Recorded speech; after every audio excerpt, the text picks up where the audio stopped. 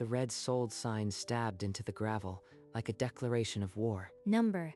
This cabin wasn't theirs to take. Movers were already loading Frank's handcrafted furniture onto a truck. She scrolled to a contact she hadn't touched in years. Eleanor Vance, estate attorney. Miss Vance? It's Catherine. Someone is selling the cabin. There's a moving truck here right now. Stay in your car. Do not go inside. I'll pull the deed records immediately and call you back. She had driven up expecting solitude. Instead, her grandfather's legacy was being dismantled by strangers. Every second waiting feels like another nail in the coffin. The cabin stood silent, its windows dark, a stranger's lock on the door. Frank had carved himself. Whoever did this just made the biggest mistake of their lives. The tool belt hung on the porch hook, as if Frank had just set it down and walked inside. Every nail we drove into these walls was a memory we made together. Like the time I hit my thumb and you said a very bad word? Even that one. You learned to swing truer after. They worked until dusk, young Catherine painting window frames the color of lake water. I never want to leave, Grandpa. This is where I belong. Then it's yours forever. No one can take it from you. The memory dissolved. Catherine blinked back in the car, the dashboard clock showing 4:17 p.m. He said it would always be mine, but he's gone, and strangers are taking our work. The cabin stood in the fading light, a silent promise that refused to be broken. The call came at 4:23 p.m. Eleanor's name a bright square on the screen. What did you find? A quitclaim deed. Frank recorded it the day you turned 18. The entire parcel is in your name. The deed lay in county archives, yellowed paper with Frank's precise signature, an official stamp beside it. He didn't just promise me the cabin. He made sure no one could take it. My parents sold something they never owned. They sold a lie. They signed a deed they had no authority to sign. It's fraudulent. The buyer has no title. Catherine's chest heaved with something between fury and wrenching relief. I am filing an emergency quiet title action. You'll have your cabin back, but it will get messy. I don't care how messy. File it, today. She drove home through the dark. In her apartment, Catherine sat alone and dialed her mother. Catherine? After all this time, you finally call. What's wrong? The cabin. There's a sold sign and a moving truck. Did you sell it? We had to. Olivia owes the IRS $87,000. We used the sale to pay her debt. You sold my cabin without even asking. You thought it was yours? It was Frank's. When he died, it passed to us. We had every right. Number. Frank quitclaimed the property to me on my 18th birthday. It's legally mine. You sold a lie. That can't be true. We have the deed. You are just trying to ruin your sister. Check the county records. My attorney already filed a quiet title action. The buyer has no title. Catherine hung up. Her mother's furious protests faded into silence. She didn't need to hear more. Her phone lit again an hour later. Olivia. The name pulsed with accusation. So you are just going to watch me go to prison. Is that the plan? Olivia. Slow down. What are you talking about? The IRS was about to take my paycheck, my car, everything. $87,000. They saved me. The lean notice lay on her own table, the numbers bold and unforgiving. They sold you something that wasn't theirs to sell. The cabin was quitclaimed to me years ago. I don't care about your legal loophole. You think a piece of paper is worth more than my life? Her sister's voice cracked into sobs, the sound raw as a wound. I am not the one who committed fraud. You need to talk to Mom and Dad, not me. She ended the call. The screen went dark, but the guilt Olivia had flung clung to the silence. The next morning, Catherine drove back to the lake. The moving truck still sat half-loaded, abandoned in the confusion. At least they stopped. Maybe my mother heard something. She stepped out, boots crunching gravel, a strange quiet settling over the porch. Then, a truck door slammed behind her. You, the woman who thinks I bought air. My lawyer got a notice this morning. I am the legal owner. My parents sold you a property they never owned. This is insane. I paid $214,000 for this place. I have a deed. A deed from people who had no right to sell. The land has been quitclaimed to me since I was 18. Then I am suing them. Your parents will pay back every cent, plus damages. He threw the deed at his truck and climbed in, tires spitting gravel as he gunned the engine. One more enemy. But Frank's promise is still standing. Harris filed suit within 2 days. The complaint demanded full restitution of the $214,000, plus legal fees. We don't have this kind of money. 214,000. This can't be real. This is your doing, Larry. You swore the title was clean. Now we're being sued like criminals. Her voice carried through the house, panic sharpening into blame, the clock ticking loudly from the wall. Get Catherine on the phone. She started this. She can stop it. You have to withdraw the lawsuit. Harris will take everything. Drop it, Catherine. I can't. The sale was a fraud. I won't be guilted into covering up what you did. We're your parents. You'd watch us lose the house over a cabin you haven't visited in years? You should have thought about that before you sold something that wasn't yours. Goodbye, Dad. The phone went silent. In the Caldwell home, Larry stared at the receiver, Janet's sobs the only sound in the hollow room. When the knock came, she knew it was him before she looked through the peephole. Catherine, we need to talk. Face to face. There's nothing to talk about. I told you on the phone. Your mother hasn't stopped crying. Olivia is looking at bankruptcy. This is destroying us. Catherine undid the chain. She owed him the dignity of a closed-door conversation. I didn't start this. You sold the cabin without checking, and now you want me to pay the price. We'll lose the house. We'll be on the street. Is that what you want? If you lose the house, it's because you committed a fraud. I am not your safety net. She closed the door. Larry stood in the hallway, the silence swallowing his last plea. He made his choice. Now I have to make mine. That evening, she let herself into the cabin with the spare key she'd hidden years ago.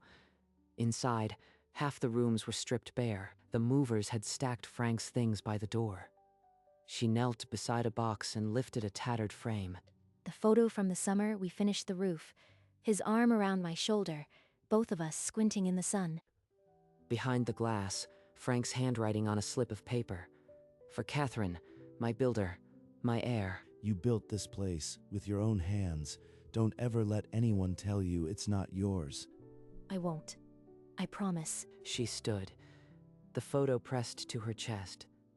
The weight of the legal battle settling into something else. Purpose. They sold a lie. But Frank sold me the truth. 17 years ago. She locked the door behind her, the key turning with a sense of finality. Let them come. Let them sue. This land is mine. The next morning, Catherine sat across from Eleanor Vance, a wall of law books behind her. The quiet title hearing was 3 days away. The quitclaim is ironclad. Recorded, witnessed, and the county clerk can attest no one contested it. What can my parents throw at us? They'll likely claim duress or fraud. They'll say Frank was manipulated, but they have no proof. She spread a survey map across the table. The lake parcel glowed in red outline, right down to the shoreline coordinates. That's where we built the dock. I was 16, and he said every nail was a memory. I'll file the final motions today. When we walk into that courtroom, the law will be on your side. The printer hummed in the corner, spitting out the last pages of the legal brief. I am ready. They can shout, cry, or lie. None of it changes Frank's signature. Outside the window, the city moved on. Inside, the case against her parents was sealed with every filed page. 2 days before the hearing, Olivia ran out of time. The IRS deadline landed like a hammer. File it. Tell the court I have nothing left. The IRS can take whatever scraps they want. The bankruptcy petition stamped into the public record. Olivia's debts disappeared along with her credit. On Catherine's phone, a text from Olivia. I hope you are happy. My life is over. Catherine read the words once. Twice. Then she laid the phone face down and did not reply. Olivia Caldwell filed for bankruptcy an hour ago. The IRS lien is gone, along with any assets she had. So, she's safe from the IRS, but her life is wrecked. And she blames me. That isn't your doing. Your parents made a fraudulent sale. The law will see it that way. Catherine pressed her forehead against the cool window glass. The city stretched out indifferent. She thinks I wanted this. But I never wanted anyone broken, just the truth. The day before the hearing, Catherine sat on the porch, the lake silent behind her. A car pulled up, engine cutting like a held breath. Catherine, please. You'll ruin us. I'd never seen her kneel for anything. Not once. We'll lose the house. Larry's blood pressure is off the charts. Olivia's bankrupt. We have nothing left. I can't withdraw the case. The cabin is mine. Frank made sure of that. You are just like him. Cold, stubborn, choosing paper over family. He wasn't cold. He just loved me enough to protect me. You'll regret this. One day you'll have nothing and no one. She walked to her car and drove away without looking back. The gravel crunched, then stilled. I wanted her to understand, but understanding was never what she offered. The courtroom was a cold, wood-paneled chamber. Catherine sat at the plaintiff's table, Eleanor beside her. Larry and Janet were across the aisle, their faces tight with dread. The quitclaim is dated, witnessed, and recorded. No legal defect exists. My client is the sole owner. The Caldwell's attorney argued duress and forgery, but no witness, no document, no logic supported them. The judge's gavel cracked down. A short, final sound from the written order.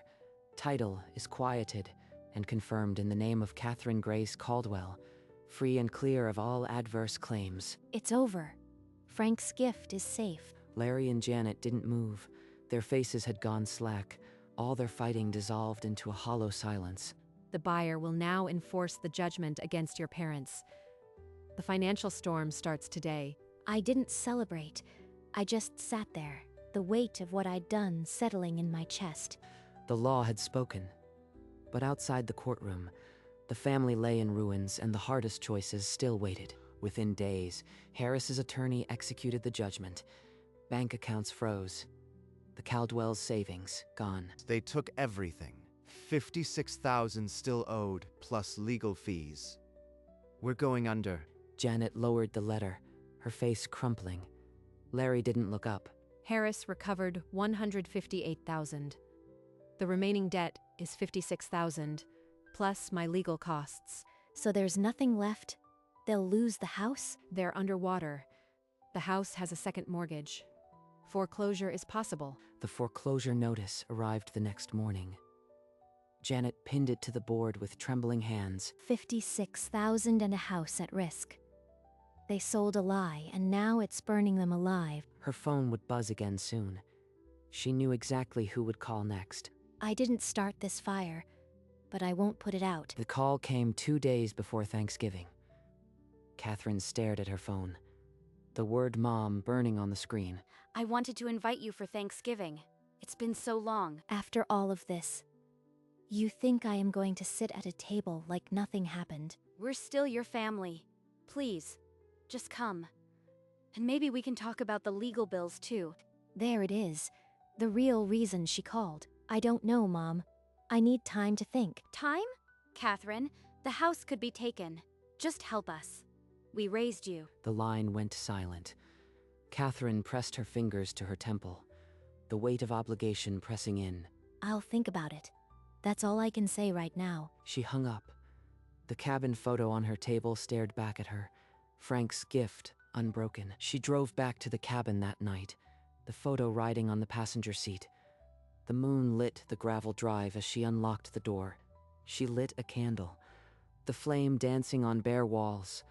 The couch still held the shape of Frank's last nap. I remember sitting here with you, planning how we'd build the dock. You owe them nothing, Catherine. Keep what I gave you. The words surfaced, unmistakable, as if the years between were nothing. This cabin is yours. No one, not your mother, not your father, can unmake that. He knew they'd try. He anchored the deed before I even understood. I am not going to Thanksgiving, and I am not giving them $1. She set the photo on the mantel, Frank's eyes on the room. She stood, her reflection in the dark window, and nodded once. The decision was made, in the cabin's quiet, with Frank's photo on the mantel. She lifted the phone and dialed the number she'd known since childhood. Mom, I am not coming for Thanksgiving, and I am not giving you a dime. The cabin is mine, and I am finished. Catherine, please. You are going to let us lose everything? We're your parents. You sold a lie. The cabin was never yours to sell. I am not covering your fraud. The line filled with a strangled sound before Janet's voice turned sharp with desperation. You are just like him. Cold, selfish, ruining everyone. You'll regret this, Catherine. Catherine's breath came slow. She didn't raise her voice. Goodbye, Mom. She pressed the red button and set the phone on the mantel, the silence settling in like a held breath. It's done. Frank's gift is mine, and no one will take it again. Thanksgiving afternoon arrived in silence at the lake.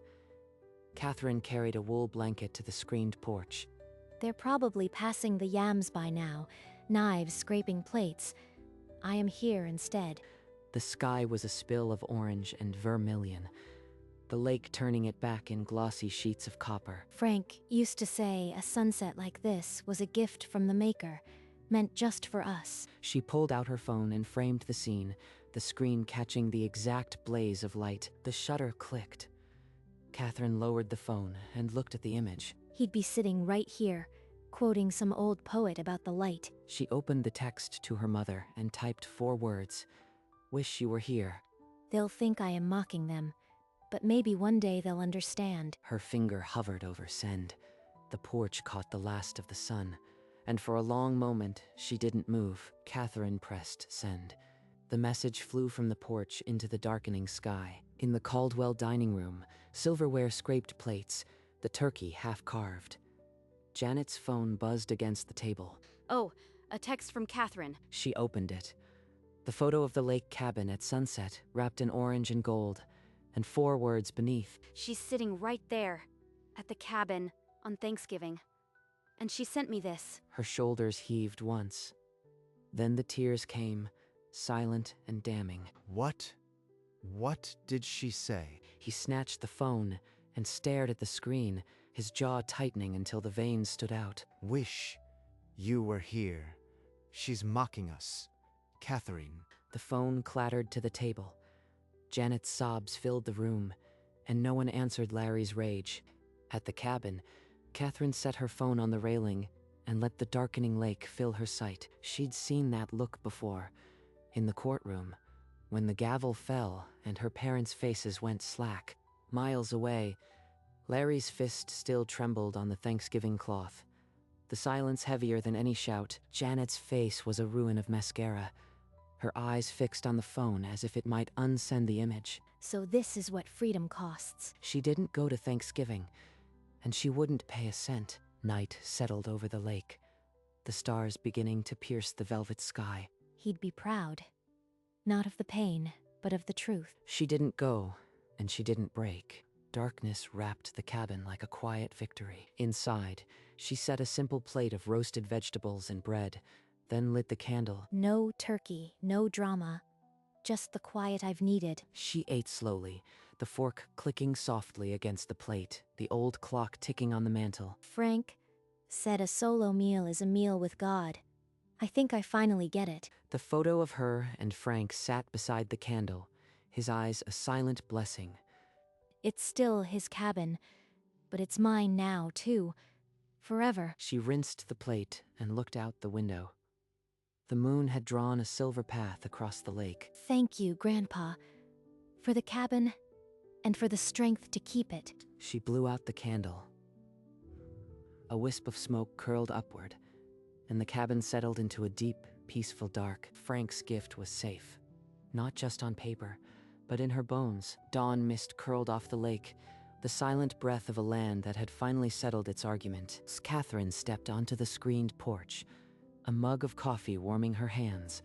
The sold sign was gone. The lake mirrored the sky, a wash of pale rose and gold, as if the world had been recast. She walked along the shoreline, the pebbles crunching softly underfoot, the cabin sitting watchful on its rise. The cabin glowed in the early light, every plank and nail a monument to a promise kept. She stopped at the water's edge, the cool breeze lifting her hair, and looked back once not with regret, but with relief. He always said, the right truth would outlive every lie. He was right.